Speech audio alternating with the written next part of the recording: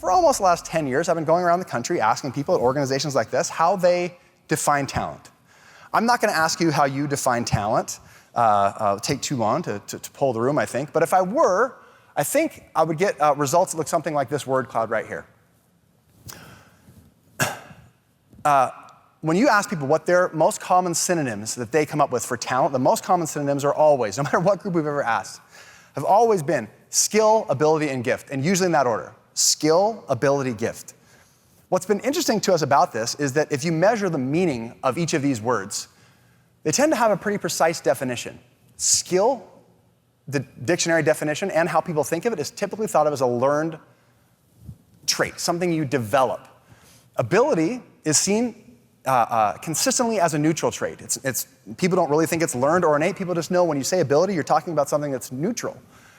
Gift, by definition, a gift isn't something that you earn, right? It's given to you, right? So people think of gift as something that's innate.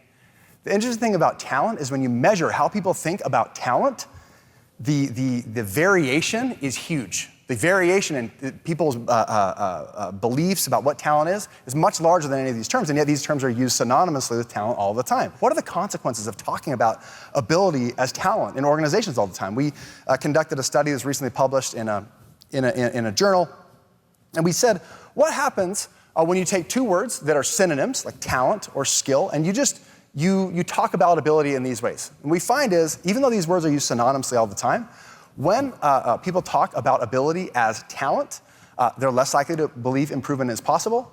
They're more likely to endorse quitting as a response to failure, which is basically a way of saying, when you talk about talent, people tend to go to the fixed mindset view, just like I did. And finally, people are, if you ask human resource managers, you say, your organization's struggling with its talent, they're more likely to say, well, let's just hire new people. If you say your organization's struggling with its skill, they say, oh, let's develop our people. Okay, so words matter.